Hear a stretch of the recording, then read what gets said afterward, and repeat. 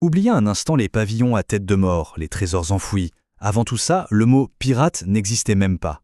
Pour comprendre d'où il vient, il faut remonter bien plus loin, à la source de tout, un simple verbe. Tout commence là. Pas avec un personnage, non, mais avec une action. Un verbe qui portait déjà en lui toutes les promesses de l'aventure et du danger. Ce mot, c'est un verbe du grec ancien, pirao, qui se prononce peirao. Et ce qu'il veut dire est absolument fascinant. Essayer, tenter sa chance, oser l'impossible. C'est un mot qui, à lui seul, incarne la prise de risque. Imaginez la Grèce antique. Ce verbe était utilisé pour parler de ceux qui prenaient des risques, qui mettaient leur vie en jeu pour un gain potentiel.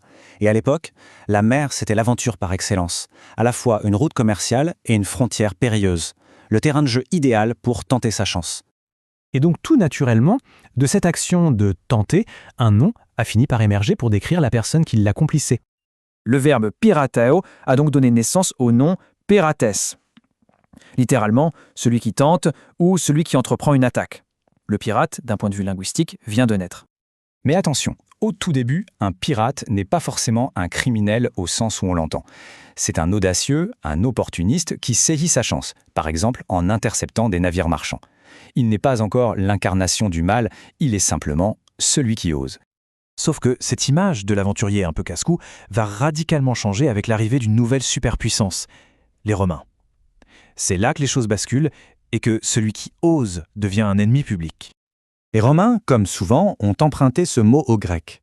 Mais ils ne se sont pas contentés de l'adopter. Non, ils l'ont complètement transformé pour qu'il s'accorde avec leur vision du monde. Une vision d'ordre, de loi et de contrôle.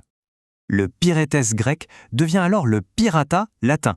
La sonorité reste proche, c'est vrai, mais le sens, lui, va prendre un virage à 180 degrés. Parce que sous l'Empire romain, qui impose sa loi sur la Méditerranée, l'aventurier indépendant n'a plus sa place.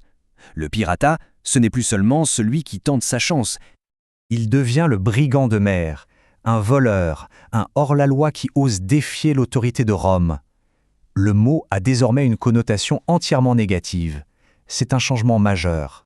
Le pirate est maintenant considéré comme un ennemi public, un hostis publicus. C'est un problème qu'il faut éradiquer pour assurer la sécurité de l'Empire. L'image du pirate comme hors-la-loi est née à ce moment précis. On pourrait croire que l'histoire s'arrête là, mais en réalité, c'est tout le contraire. Le mot, avec son nouveau sens romain, va voyager bien au-delà de Rome et à sa façon conquérir le monde. Eh oui, c'est ce mot latin pirata qui est l'ancêtre direct de celui qu'on utilise aujourd'hui. Il a donné pirate en français et en anglais, pirata en espagnol et en portugais, et pirate en allemand. L'héritage de Rome est absolument partout. Les siècles ont passé, les empires se sont effondrés, les langues ont évolué, mais le mot, lui, est resté. Un peu comme un vieux coffre qu'on retrouverait intact sur une plage après une tempête.